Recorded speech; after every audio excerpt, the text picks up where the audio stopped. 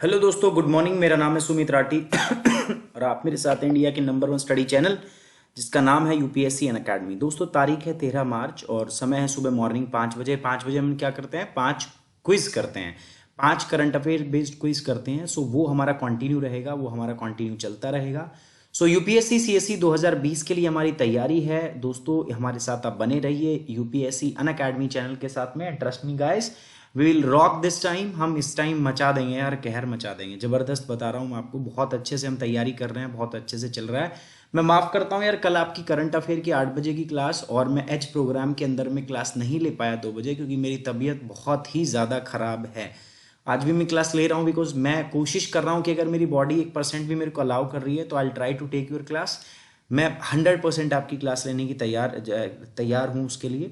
But as you know यार, ये थोड़ा सा डर है कोरोना वायरस का, तो अभी इसलिए सेफ नहीं है थोड़ा सा, क्योंकि मैं इन्फेक्टेड अगर होता हूँ, सपोज मैं बीमार हूँ, मुझे दिक्कत है, तो I can not take the class. Because अगर मैं वहाँ जाता हूँ तो थोड़ा बाकी लोग भी उससे इन्फेक्टेड हो सकते हैं। So that's why I'm taking a little bit precautions. So चलिए, कोई बात नहीं, बट मैं किसी ना किसी माध्यम से आप तक पहुंचने का प्रयास करूंगा और कोशिश मैं अपनी जारी रखूंगा ताकि मैं आपका समय खराब ना होने दूं। ठीक है? तो ये हमारी तैयारी है दोस्तों, क्रैक प्रीलिम्स इन 75 डेज। ये हमारा प्रोग्राम था यूट्यूब पर फ्री क्लासेस का। इट स्टार्ट फ्रॉम 2 मार्च 2020। ये हमने स्टार्ट किया था, जिसमें बहुत सारे एजुकेटर, इंडिया के टॉप एजुकेटर जो हैं वो मेरे साथ बने हुए हैं। मैं आपको पढ़ा रहा हूँ, यहाँ पे नीरज सर आपको पढ़ा रहे हैं, आशीर्वाद सर, मतलब वर्ल्ड के जो इंडिया के जो टॉप एजुकेटर हैं वो आपके साथ में हैं इस मुहिम के अंदर। चलिए, सो ऐसे ही जैसे यूपीएससी एज प्रोग्राम था हमारा यूट्यूब पर, ये यूपीएससी एज प्लस प्रोग्राम जो है हमारा, ये कहाँ पर है दोस्तों? ये एज प्लस प्रोग्राम जो है इट्स ऑन अनअकैडमी। ठीक है? ये किस पर है आपका दोस्तों? ये अनअकैडमी के ऊपर है। और अनअकैडमी के ऊपर हम लाइव क्लास जो हमने स्टार्ट कर दी है, और मेरा इंडियन ज्योग्राफी का कोर्स वहाँ पर लाइव है, आप जाके देख सकते हो। इंडियन फिजिकल ज्योग्राफी का कोर्स वहाँ ऑलरेडी है। सो इंडियन ज्योग्राफी का जो कोर्स है वहाँ पर लाइव है 9 से 10 AM पर वो कोर्स आपको दिखने को मिल जाएगा। इस कोर्स को आप जाके एनरोल कर सकते हो। जिन बच्चों के पास में सब्सक्रिप्शन है नहीं है, वो जाइए, सिर्फ अनअकैडमी की आप डाउनलोड कीजिए। गोल में यूपीएससी चूज करना, उसके बाद में गेट सब्सक्रिप्शन। 2 ईयर का सब्सक्रिप्शन जो है अभी अनअकैडमी ने वो सिर्फ और सिर्फ 53,000 में किया हुआ है। और इसमें भी अगर आप मेरा कोड यूज करते हो ना, सुमित10, तो ये जो 2 ईयर का सब्सक्रिप्शन है ये आपको सिर्फ कितने में मिलेगा? 43,200 रुपए के अंदर ये मिलेगा आपको, है ना। 52 का सब्सक्रिप्शन 43,200 रुपए में दोस्तों, इससे सस्ता आपको क्या चाहिए, है ना। सिर्फ 43,200 के अंदर ये पूरा सब्सक्रिप्शन आपको मिल रहा है। तो you just have to use one code, that is सुमित10।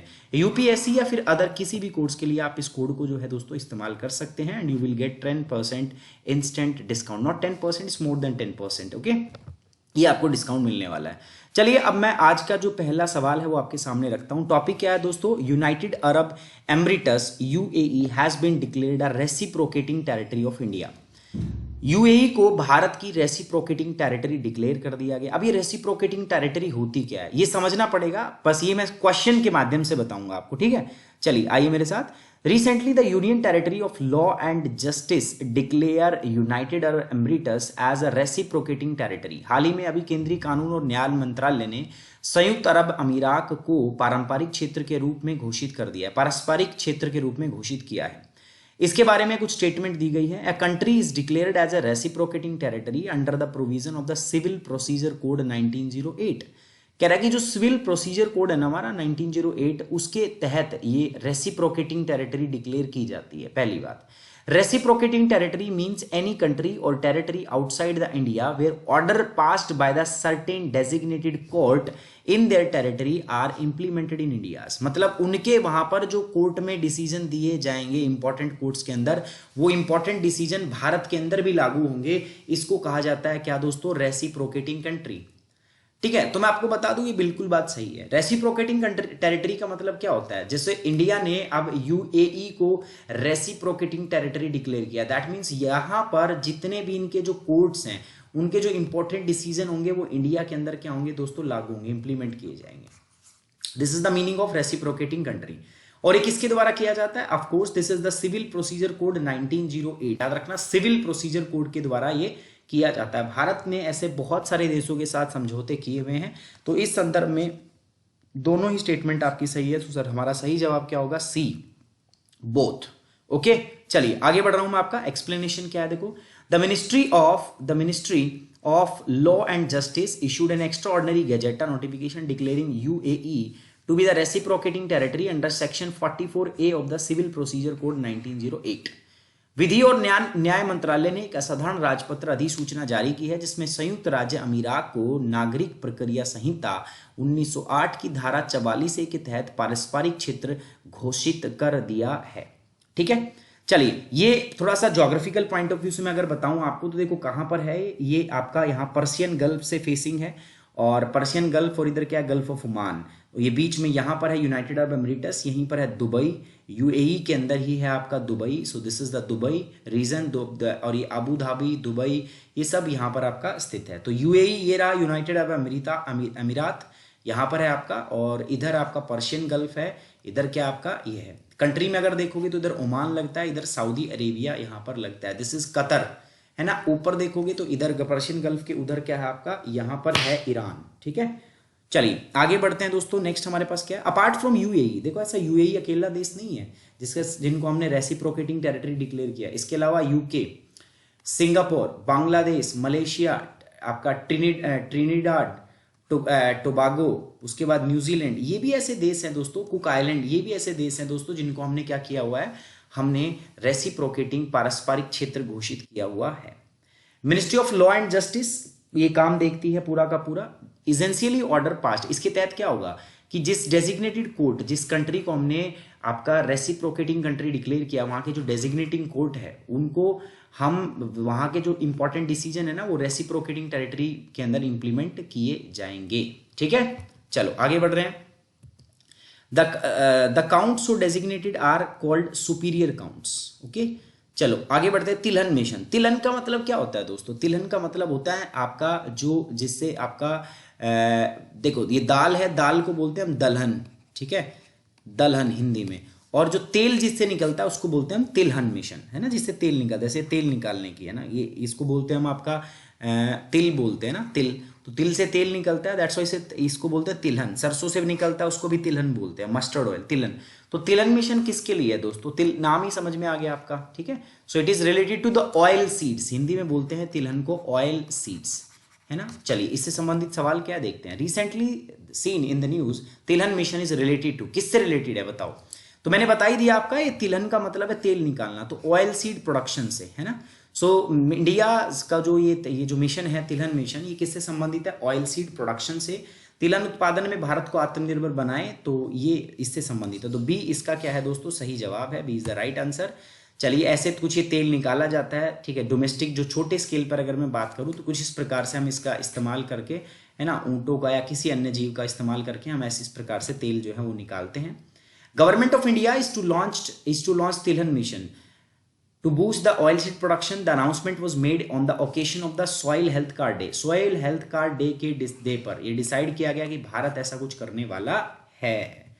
चलिए 15th फाइनेंस कमीशन से संबंधित एक सवाल है। आप लोग जानते हो दोस्तों, हर 5 साल में एवरी 5 ईयर जो हमारे प्रेसिडेंट साहब होते हैं ना, राष्ट्रपति जो होते हैं, एवरी 5 ईयर वो क्या करते हैं आपका, हर 5 साल के अंदर में वो एक बनाते हैं कमीशन, और उसको हम क्या बोलते हैं आपका, फाइनेंस कमीशन। ठीक है, वो क्या लॉन्च करते हैं, फाइनेंस कमीशन बनाते हैं। ये फाइनेंस कमीशन क्या होता है, इसका काम होता है कि आपका टैक्स का डिवोल्यूशन समझते हो। देखो बहुत सारा टैक्स का पैसा कलेक्ट किया जाता है, टैक्स का पैसा कलेक्ट किया जाता है। अभी जो टैक्स का पैसा कलेक्ट किया जाता है ना, ये सेंटर और स्टेट के बीच में बांटा जाता है। अभी बंटवारा कैसे हो, मतलब किस रेशियो में हो, कितना राज्य को दिया जाए, कितना सेंटर को दिया जाए, वो बंटवारा करना ही काम किसका है, फाइनेंस कमीशन का। ये कॉन्स्टिट्यूशन प्रोविजन है, अंडर आर्टिकल 280 ऐसा होता है, 280 आर्टिकल से ऐसा होता है। ठीक है, राष्ट्रपति करता है इनको।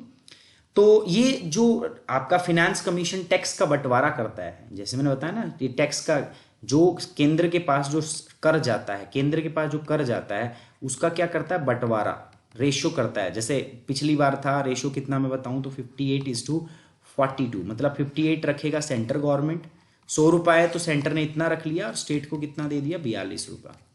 ये किस आधार पे होता है, ये कुछ फैक्टर्स के ऊपर होता है, तो वो बताएं हमने। क्वेश्चन नंबर 3 में यही है, the finance commission has considered which of the following parameter to arrive at the state share in the divisible pool of the taxes. मतलब 15वें वित्त आयोग ने किन आधारों को ये मानना है, किन पैरामीटर को मानते हुए जो विभाज्य पूल है उसके हिस्से को निर्देशित किया है, ये बताना आपको, ठीक है। नंबर 1 है डेमोग्राफिक डिविडेंड, नंबर 2 है फॉरेस्ट कवर, तीसरा है पॉपुलेशन, ठीक है। उसके बाद अगर मैं बात करूं एरिया, तो मैं बता दूं, देखो जब भी फाइनेंस कमीशन टैक्स का बंटवारा करता है इन सारी चीजों का ध्यान में रखा जाता है। डेमोग्राफिक परफॉर्मेंस कैसा है, मतलब जनसंख्या कितनी बढ़ रही है, कितनी घट रही है, राज्य किस प्रकार से डेमोग्राफी को कंट्रोल करने के लिए डिसीजन ले रहा है। जैसे साउथ के स्टेट भारत के, वो पॉपुलेशन कंट्रोल करने में बहुत अच्छे हैं, उन्होंने अपनी बहुत अच्छे से जो है आपकी पॉपुलेशन जो है फैमिली प्लानिंग के द्वारा उसको कंट्रोल किया है। तो ऑब्वियस बात है जिसने काम अच्छा किया है उसको शेयर पैसा ज्यादा मिलना चाहिए, तो फाइनेंस कमीशन इस बात को ध्यान में रखता है। फॉरेस्ट कवर इसको भी ध्यान में रखा जाता है, किसी राज्य का अगर अधिक एरिया जंगल के अंडर में आता है, फॉरेस्ट के अंडर में आता है, तो देखो वहां पर ऑब्वियस बात है जंगल ज्यादा होंगे, मतलब खेती के लिए जमीन कम है, और अगर जमीन कम है तो मतलब वो जो राज्य है उसको ज्यादा पैसा चाहिए सेंटर से अपने वहां पर किसानों को सस्टेन करने के लिए, लाइफ को सस्टेन करने के लिए। पॉपुलेशन अगर ज्यादा है तो ऑब्वियस बात है यार पैसा ज्यादा चाहिए उसको सस्टेन करने के लिए। एरिया, ऑफ कोर्स एरिया ज्यादा होगा, जितना बड़ा एरिया होगा दैट मीन्स उतना ही उसको ज्यादा उसका इकोनॉमी में योगदान हो चाहिए। लेकिन इसमें से सबसे इंपॉर्टेंट कौन है, देखो सबसे इंपॉर्टेंट है ये पहले नंबर पे, पहला जो पैसा दिया जाता है ना वो इसी चीज को देख के दिया जाता है। दूसरे नंबर पर आता है फॉरेस्ट कवर, तीसरे नंबर पर आता है एरिया, और चौथे नंबर पर क्या आता है, डेमोग्राफिक। तो इस हिसाब से ये सही ऑप्शन है हमारे।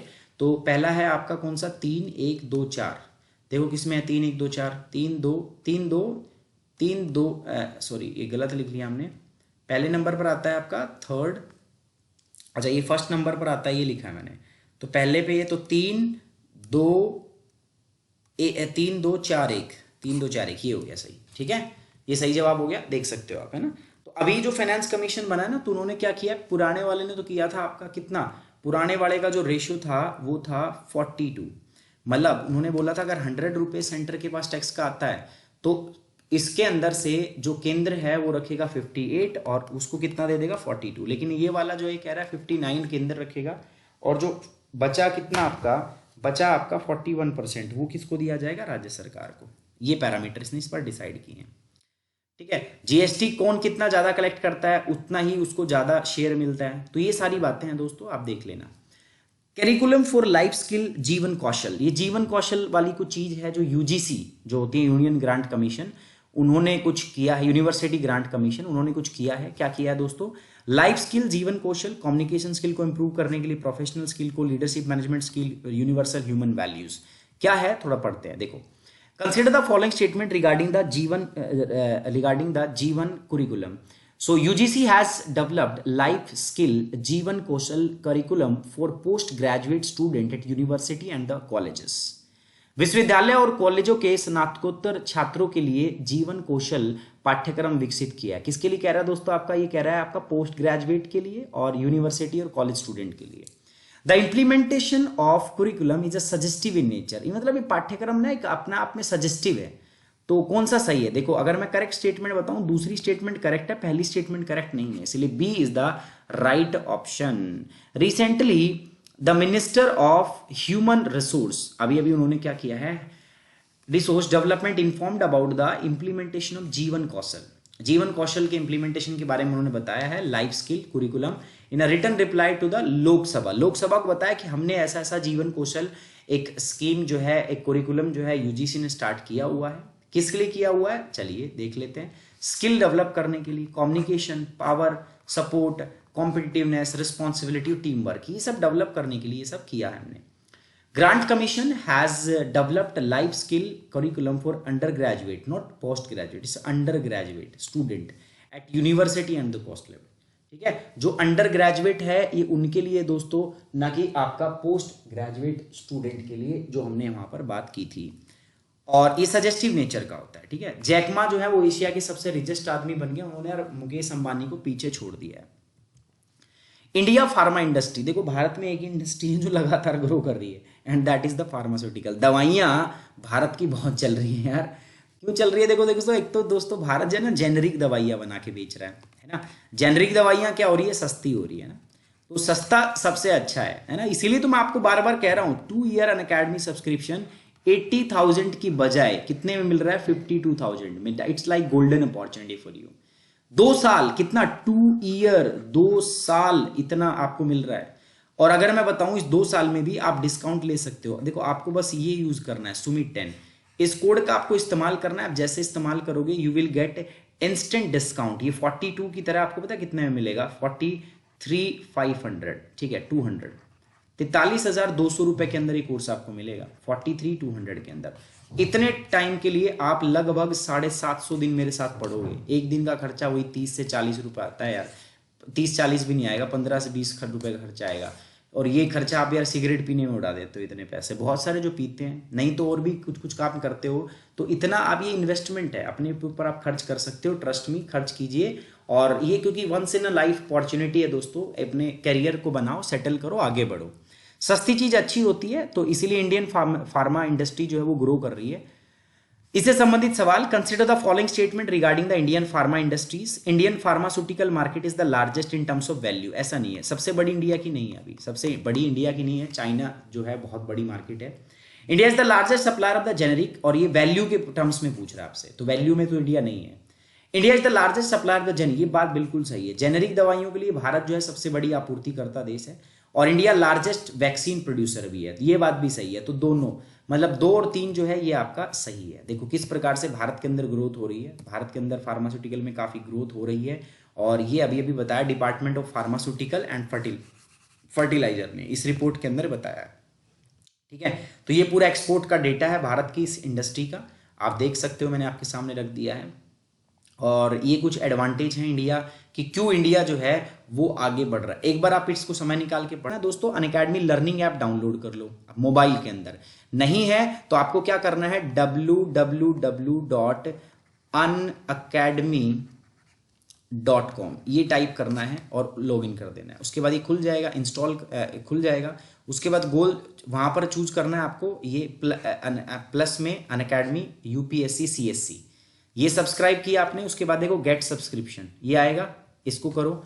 इसके बाद में आप करोगे तो यहां पर आएगा 24 मंथ का। 24 मंथ का अगर आप देखते हो, देखो एक महीने का इतने हिसाब से पड़ रहा है 52 के हिसाब से, और इसमें भी आपको डिस्काउंट मिल रहा है। अगर ये 52,000 है 2 साल का, लेकिन इसमें यहां पर आप कोड डालोगे, यहां पर रेफरल कोड मांगेगा, तो इसमें डाल दो सुमित 10।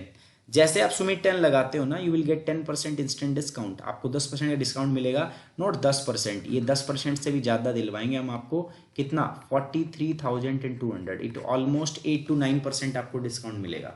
43,200 रुपए के अंदर। एक बार चेक कर लेना अप्लाई करके कि आपका हुआ है कि नहीं है। रेफरल कोड यहाँ देखो अप्लाइड आ रहा है, तो दिस मीन्स हो गया है। प्रोसीड टू पेमेंट, इसके बाद आप पेमेंट कर सकते हो। पेमेंट EMI से भी आप कर सकते हो, EMI के द्वारा भी आप पेमेंट यहाँ पर कर सकते हो, ठीक है दोस्तों। बाकी याद रखना, आज की जो PDF है वो आपको मेरे टेलीग्राम चैनल पे मिलेगी आज से PDF, सो उसको फॉलो कर लीजिए यार फटाफट से। फिर से मैं बता रहा हूँ, बाकी आज की क्लास के लिए इतना ही दोस्तों। टेक केयर, बाय बाय, जय हिंद। और थोड़ा सेफ रहिए दोस्तों, घर से बाहर मत निकलिए। कोरोना जो है बहुत ज्यादा फैल रहा है दोस्तों, और इसको ऐसे ही हम हरा सकते हैं, यही मेरी आपसे उम्मीद है। आप लोग मेरी बात को मानेंगे, सजेशन को। चलिए मिलते हैं नेक्स्ट क्लास के अंदर। टेक केयर, बाय बाय, जय हिंद। और नेक्स्ट क्लास यार मेरी अगर तबीयत बहुत अभी नाजुक है, अगर मेरे को अलाउ किया मेरी बॉडी ने, मैं जरूर क्लास करूंगा, ठीक है। चलिए बाय बाय, टेक केयर, जय